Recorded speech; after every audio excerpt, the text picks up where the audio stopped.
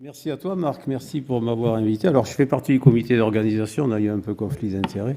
Mais je ne pensais pas revenir à mon grand âge, faire un exposé devant une assemblée comme celle-là. Mais finalement, pour parler des PFAS et de ce sujet qui me tient à cœur depuis qu'on a attaqué ce rapport, je me suis dit que c'était la bonne occasion. Et puis la bonne occasion de revoir beaucoup d'entre vous, d'ailleurs.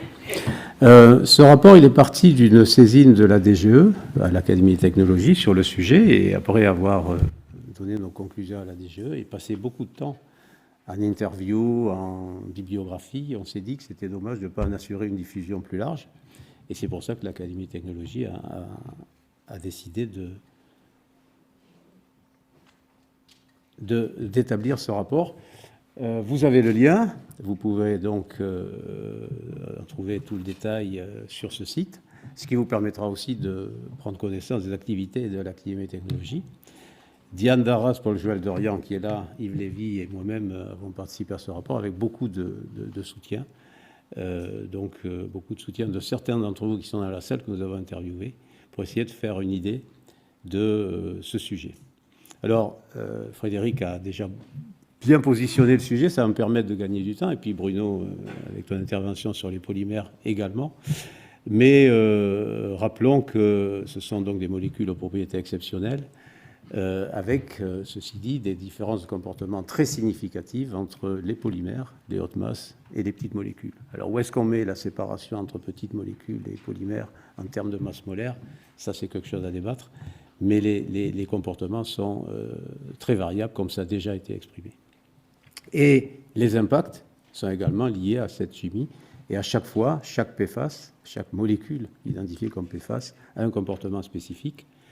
Le problème aujourd'hui par rapport à notre vie quotidienne, c'est que ces PFAS, ils ont été, en particulier sur les polymères, mais aussi les molécules pour la pharma ou l'agro, étaient complètement adoptés dans notre vie quotidienne, et que si on les interdit trop vite, on aura quelques sujets à travailler, ce que je vais vous démontrer, enfin, on va essayer de vous démontrer par la suite. Mais dans tous les cas, et ce que Frédéric a bien expliqué, une persistance dans l'environnement et peu de traitements efficaces de dégradation. Je pense qu'on en parlera cet après-midi, on commence à en voir, mais à la date, il n'y a pas encore réellement de traitement efficace. Alors là aussi, je passe vite, puisque Frédéric l'a très très bien exemplifié. 10 000 composés PFAS avec la nomenclature de l'ECHA, sous toute forme d'état physique, de structure chimique, de propriétés associées, et puis des usages partout. Ça, je vais y revenir largement, puisque en termes de technologie, c'est ce à quoi nous sommes attachés. Et puis évidemment, donc, de ce fait, des approches réglementaires et technologiques qui, à notre avis, et sans empiéter sur les conclusions, doivent être différenciées en fonction de la molécule qu'on va adresser et du devenir environnemental et des risques sanitaires avérés par rapport à l'utilisation de telle ou telle molécule. Alors il y a un tableau qui résume les PFAS, avec, donc vous voyez sur le côté gauche tous les non-polymères, en particulier les deux rectangles blancs qui représentent les PFOA, les molécules dans lesquelles vous avez trouvé ces deux molécules identifiées, PFOA, PFOS. Et puis vous avez les fluoropolymères, avec quelques catégories de fluoropolymères. On en a beaucoup parce qu'on travaille évidemment sur la substitution de telle ou telle entité, mais on a quelques grandes catégories que je vais vous présenter par la suite. Le fait que ce soit des polluants éternels, ou en tout cas supposés comme tels, et je suis d'accord avec Frédéric sur l'utilisation un peu abusive de ce terme, ça c'est pour illustrer, moi j'ai pris des éléments sur la France ou le Benelux. On en trouve un peu partout, souvent autour des sites de production, souvent autour des sites d'utilisation. Il faut là aussi faire la part de la nature des molécules qui sont identifiées comme polluants dans les sols ou dans les eaux. Application, là encore, ça a déjà été dit, on en a partout. Vous pouvez lire ici, et c'est exprimé dans le rapport, la nature et la variété des domaines d'application. Pour les raisons qu'a expliqué Frédéric, ces propriétés exceptionnelles des matériaux fluorés et la capacité qu'ils ont eu à se développer dans tout un tas d'applications du fait de leurs propriétés. Et là, on passe, comme encore je vais répéter des choses, mais je pense que c'est important de les répéter de toute façon, on passe d'un usage quasiment impossible à substituer à moyen terme, parce que on va en parler aussi, il faut travailler sur ces substitutions. Mais aujourd'hui, comme on s'est satisfait de l'utilisation de ces polymères fluorés, on n'a pas regardé les possibilités de substitution. Donc, un usage essentiel quasiment impossible à substituer par des performances à performance identique. Évidemment, si on veut perdre en performance, on peut toujours substituer par une autre, et donc il faut changer la technologie. À des usages qui sont des usages de praticité, qui sont effectivement plus performants, mais qui ne sont pas essentiels. C'est ce qui a été exprimé dans le rapport de l'Académie des sciences.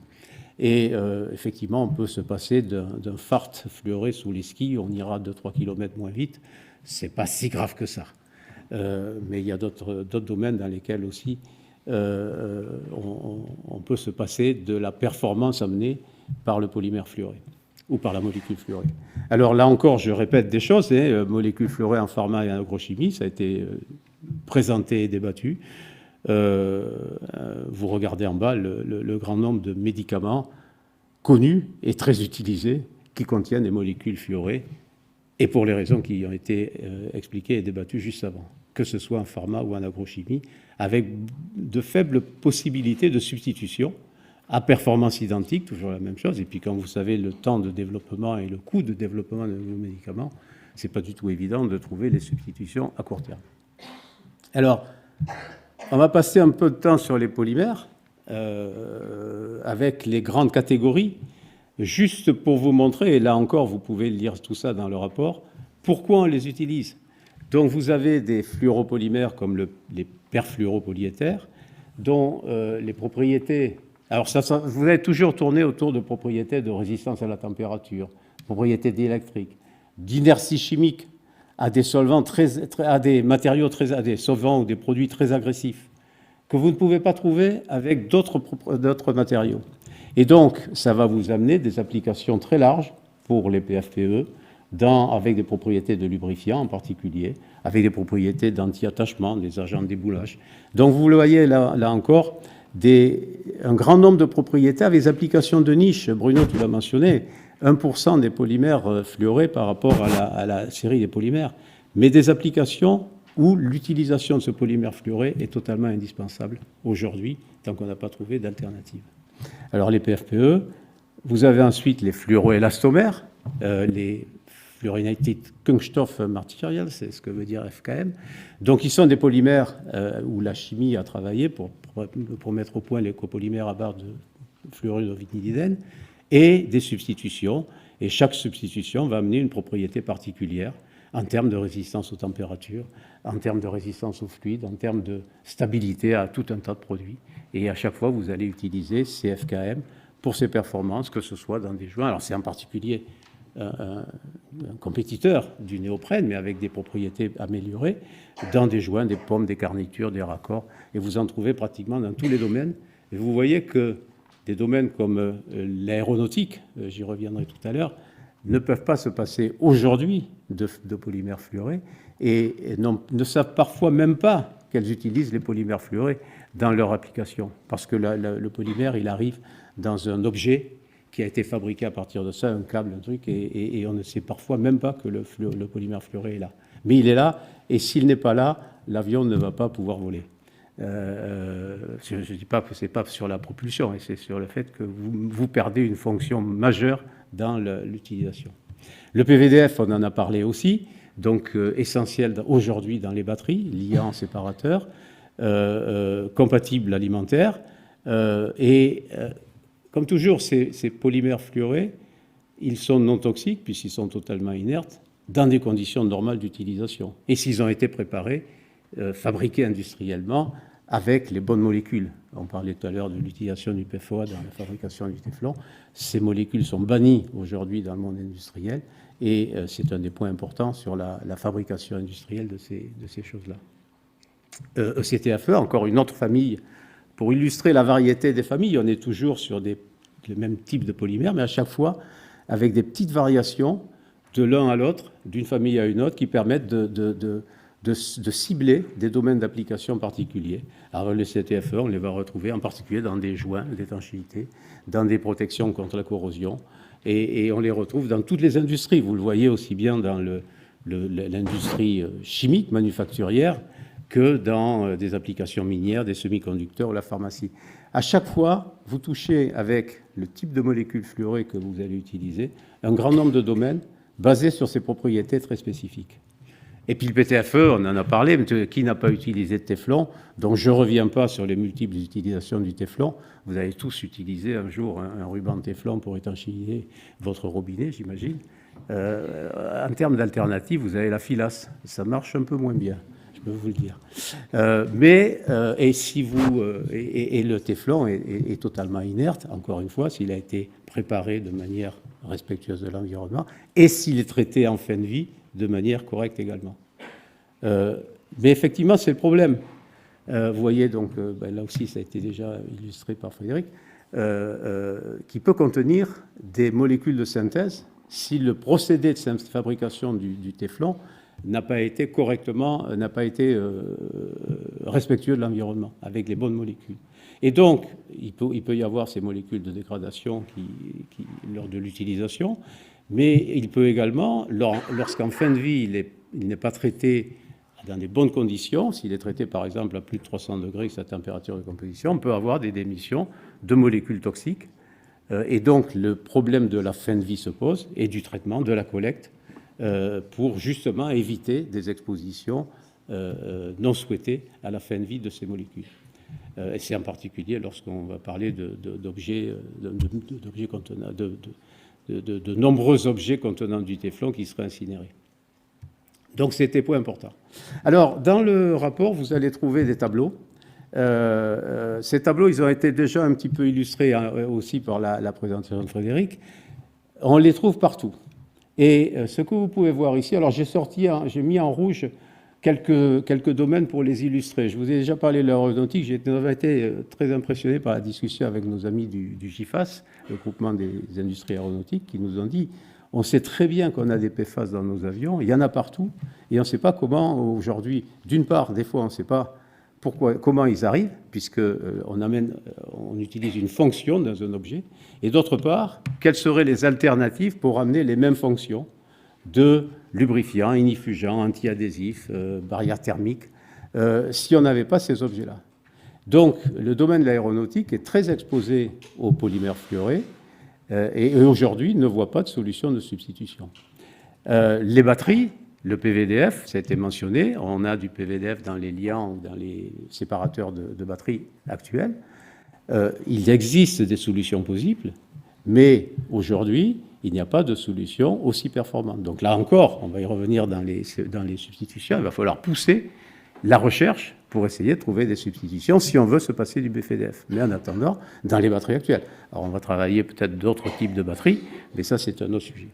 Pareil, dans l'électronique et les semi-conducteurs, c'est une industrie qui est excessivement exposée à l'utilisation de polymères fluorés, que ce soit du PFE, des polyéthers, pour des raisons de protection thermique, chimique, de résistance mécanique, et à l'utilisation de tensioactifs fluorés. Alors ça, on doit s'en passer, parce qu'on sait très bien que les problèmes de toxicité avérés de ce type de tensioactifs. Mais le problème, c'est qu'à la date, ces matériaux sont utilisés parce qu'on n'a pas trouvé, encore une fois, les alternatives. L'industrie manufacturière, une usine, si vous n'avez pas de matériaux fluorés, elle aura du mal à tourner. Et c'est vrai aussi pour vos laboratoires qui n'utilisent pas un réacteur en téflon. Donc les joints, les câbles, les réacteurs dans les usines utilisent très largement les polymères fluorés. Et aujourd'hui, encore une fois, pour en discuter avec mes collègues fabricants dans les usines, ils utilisent ces matériaux parce que c'est le meilleur matériau pour la mise en œuvre de matériaux, de composés agressifs. Et il n'y a pas d'autre solution. Alors, vous pouvez avoir des réacteurs émaillés, des réacteurs en alu, mais l'industrie manufacturière aujourd'hui est très dépendante dans ses montages de l'utilisation de polymères fluorés. Alors, vous en trouverez d'autres dans le rapport. Je les ai juste mentionnés ici pour montrer encore une fois cette diversité des utilisations des polymères fluorés. Alors, le problème de la pollution, c'est qu'on a des risques de pollution tout au long du cycle de vie des PFAS. Et c'est là où il faut être très prudent et très attentif à comment sont fabriqués, d'une part. Donc, parce que vous avez la production des polymères, qui peuvent utiliser, ou qui ont utilisé, soyons clairs, des molécules, des petites molécules, qui ont pu se retrouver dans la nature. Et dans la nature, on parle évidemment de la même façon de l'air, du sol ou de l'eau. Ensuite, vous avez un risque lors de la fabrication de l'objet qui utilise le polymère fluoré, parce que là aussi, il peut y avoir des émissions d'effluents. Ensuite, vous avez un risque lors de l'utilisation. On l'a dit, les polymères fluorés sont très stables, mais s'ils sont utilisés dans des conditions, ou s'ils sont traités en fin de vie, dans des conditions de température élevée ou plus agressives, on peut avoir là encore une pollution. Et puis la fin de vie, qui est un des éléments majeurs, parce que là aussi, comme je pense vous l'avoir expliqué, des polymères, il y en a partout, souvent dans des très petites quantités, un joint, un tuyau, un câble, et le problème de la collecte se pose, parce que sinon, il y a le risque qu'il soit incinéré dans des incinérateurs à température et en atmosphère non contrôlée, et donc vous avez un risque d'émission de petites molécules ou de gaz fluorés. Donc vous voyez qu'il faut être très attentif tout au long du cycle de vie de ces polymères, et de ces molécules fluorées d'une manière générale, parce que la pollution est possible partout. Ça, c'est la même chose. Et je voulais insister sur la faible biodégradabilité, comme ça a été déjà aussi exprimé, et la capacité qu'on doit avoir de trouver des traitements. On en parlera sûrement cet après-midi. Aujourd'hui, on a identifié quelques traitements, et je crois que ça sera illustré un peu plus tard, mais il faut développer ces traitements au niveau industriel, parce que du fait de cette faible dégradabilité, il est important de traiter autrement les molécules. Alors, accélérer les solutions, évidemment, parce qu'on a beau dire que les polymères sont inertes, qu'ils sont peu dangereux s'ils sont bien traités, etc. Le problème se pose quand même de leur substitution à chaque fois que possible. Donc, des mesures qui sont prises, des mesures différentes selon qu'on parle de...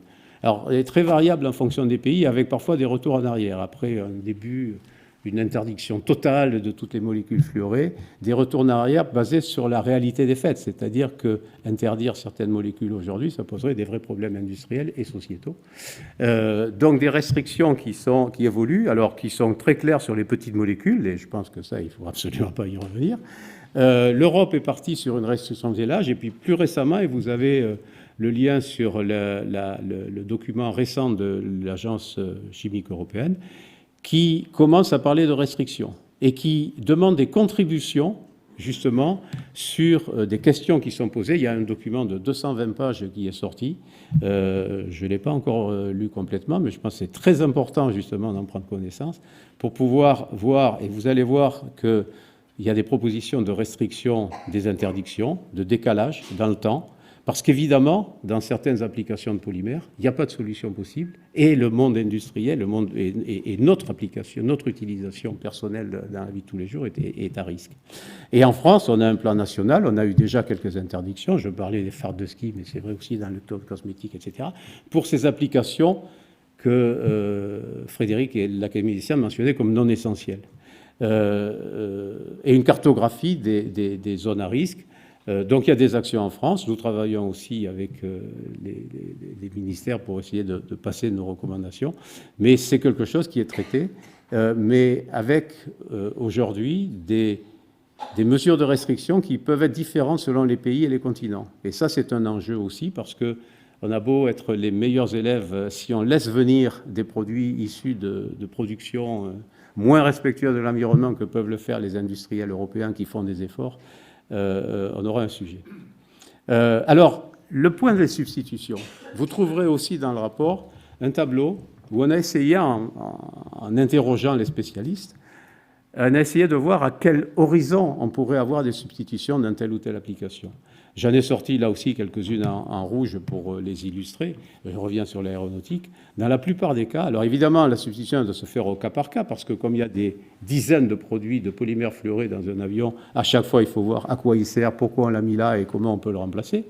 Mais dans la plupart des cas, on ne voit pas, à moins de 5 ans, voire plus, de substitution envisageable avec une solution industrielle, pérenne et pas plus toxique que celle qu'on est censé remplacer. Parce que là aussi, la substitution, il faut s'assurer que les produits de substitution, compte tenu des propriétés qu'on demande aux produits pour remplacer éventuellement les polymères fluorés, il faut s'assurer qu'on ne fait pas pire.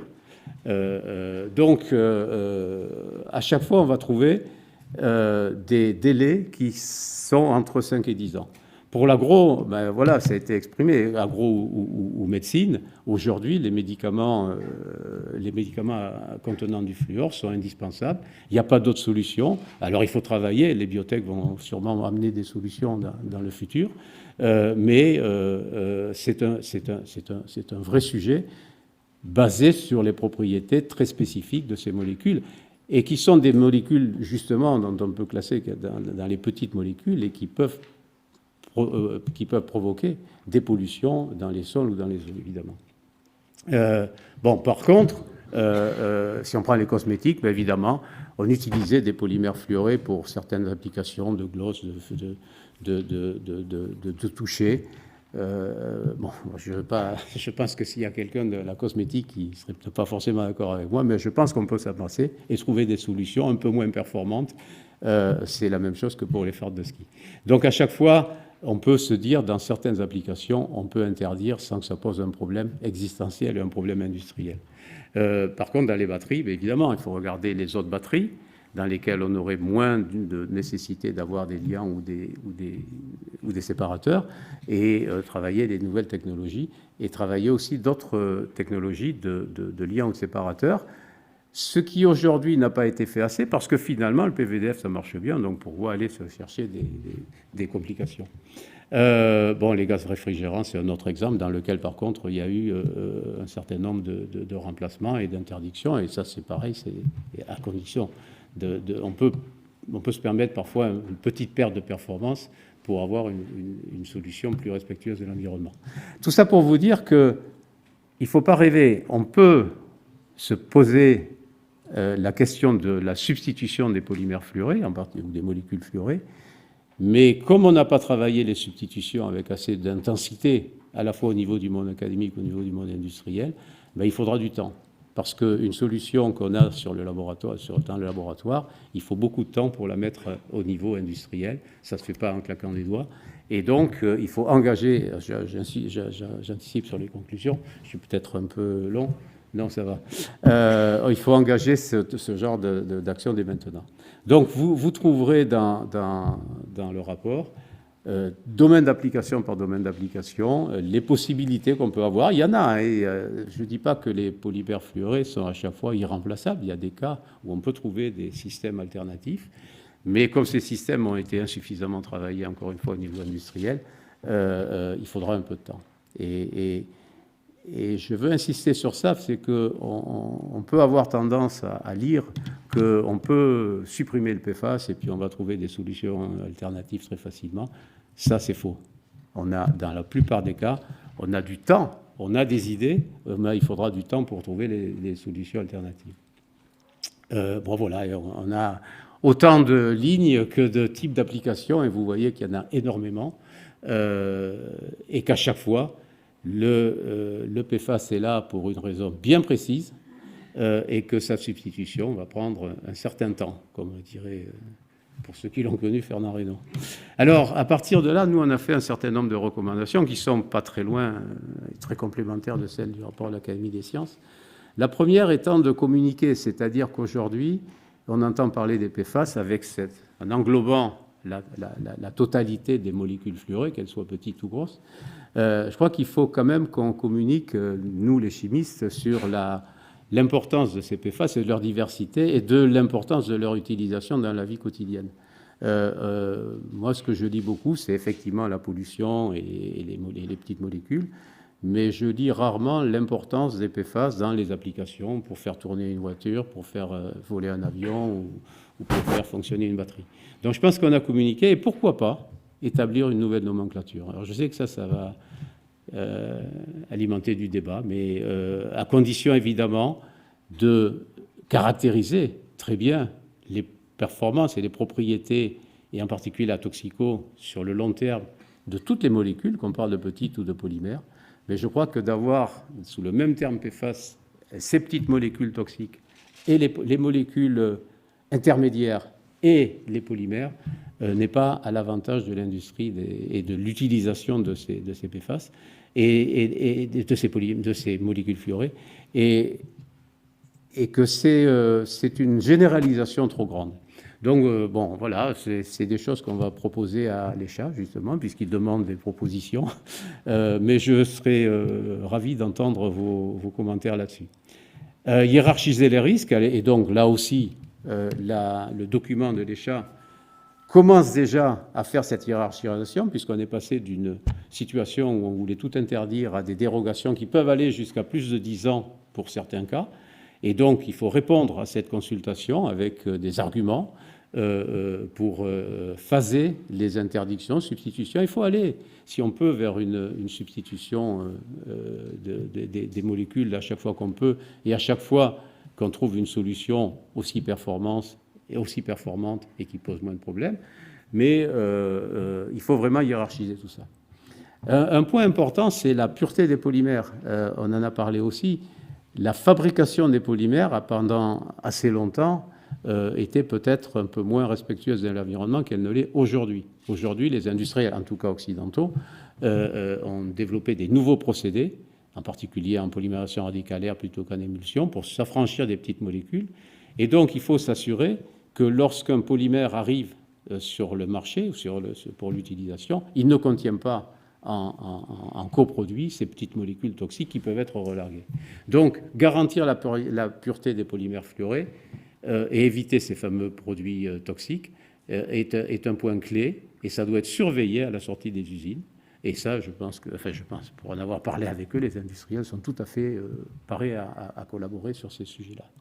Et donc, renforcer le contrôle aussi des importations, parce que c'est bien, encore, je vous l'ai dit, c'est bien joli d'être les bons élèves, mais si on importe des polymères qui sont pleins de molécules toxiques, c'est pas forcément mieux. Donc, renforcer ces importations. Alors, ça, avec la difficulté, c'est que les importations, lorsqu'on arrive, les polymères fluorés arrivent, on ne sait parfois pas qu'il y a un polymère fluoré dans l'objet que vous allez utiliser. L'objet étant des câbles, des gaines, etc. Rendre visible la présence de PFAS, de polymères fluorés, dans les équipements et les produits finis, donc marqués, documentés, tracés, pour pouvoir justement développer le recyclage. Évidemment, traiter ce qui a été pollué. Aujourd'hui, on parle des eaux. Alors, j'aurais pu parler des sols également, c'est plus compliqué. Mais avoir des procédés de traitement des eaux validés qui permettent de mettre les traitements nécessaires au niveau des stations d'épuration, en sachant, d'ailleurs, c'est une pas de contradiction, mais c'est assez rigolo de dire que pour capter les petites molécules fluorées, les meilleures membranes, ce sont des membranes fluorées. Et donc, vous faites le tour. Mais il faut que ces membranes fluorées, en PVDF la plupart du temps, elles étaient fabriquées avec des procédés respectueux de l'environnement. Utiliser les filières REP, responsabilité élargie des producteurs, pour la collecte, le tri et la destruction. Ça, c'est un point majeur et très difficile parce que du fait de cette variété des applications et de cette multiplicité des applications. Mais c'est quand même un domaine sur lequel il faut progresser. Identifier, alors ça a été fait, c'est en cours sur les poêles, identifier l'utilisation des molécules fluorées, mettre en place dans les filières de récupération, mettre en place la collecte, et évidemment ensuite aller vers le traitement. Parce qu'effectivement, si vous traitez dans des incinérateurs des molécules fluorées, des polymères fluorés qui n'auront pas été séparés et que vous les traitez à l'air ambiant, là vous aurez un problème d'émission de gaz fluorés. Donc ce point de la collecte, il est très complexe. C'est comme toutes les actions que je vous mentionne, ce sont des actions de long terme, de temps long. On ne va pas traiter le sujet en un an, c'est des années. Mais il faut s'y mettre maintenant, c'est déjà parti. Il y a beaucoup d'actions qui sont mises en place. Vous les voyez dans les communiqués qui sont faits, et y compris dans les restrictions qui sont imposées par les pays. Mais il faut continuer et il ne faut pas penser qu'on va résoudre le problème en quelques minutes. Et pour ça, il faut chercher à innover. Je pense qu'on est là aussi pour ça. Je crois qu'il y a beaucoup d'actions qui sont mises en place aujourd'hui entre le monde académique et le monde industriel sur ces sujets, sur plein de sujets, et j'ai été un fort soutien de ces types de collaboration. Mais je pense qu'aujourd'hui, sur ce sujet des fluorés, la connexion entre le monde académique et le monde industriel, elle est nécessaire. Elle existe au travers d'actions comme le GIS ou d'autres actions qui nous mettent en commun. Parce qu'il faut développer les procédés, il faut travailler à tous les niveaux, la production, donc développer les procédés, développer les substitutions, et donc ça, c'est à chaque fois, c'est se dire à quoi sert le polymère fluoré ou la molécule fluorée, et qu'est-ce que je peux proposer comme solution pour la substituer. Et c'est un boulot de fond, mais énorme, parce qu'aujourd'hui, on ne s'est pas vraiment posé la question. Et puis travailler évidemment sur le traitement, puisque les pollutions existent. Donc comment les détecter, comment les traiter. Et là, je pense que là aussi ça va être discuté cet après-midi, ce sujet est un sujet excessivement important pour l'avenir. Donc, si je peux conclure en une ou deux phrases, ils sont partout, les polymères fluorés, les polymères et les molécules fluorées. On en a besoin. On peut s'en passer dans beaucoup de cas, mais on n'a pas encore trouvé les solutions. Et donc, au boulot, moi je parle plutôt pour les jeunes, mais je pense qu'il y a des enjeux considérables sur à la fois l'utilisation de ces polymères, l'utilisation responsable de ces polymères, sur leur substitution à terme et sur l'identification précise pour chacune des molécules, pratiquement, et vous voyez, 10 000 molécules, alors, s'il n'y a pas 10 000 molécules ne sont pas utilisées, il y a quelques centaines de molécules qui sont utilisées dans notre vie quotidienne, travailler sur la connaissance approfondie des impacts sur la santé de ces molécules. Parce qu'effectivement, on dit que les polymères sont inertes, mais que deviennent-ils avec le temps? Que deviennent-ils dans certaines conditions?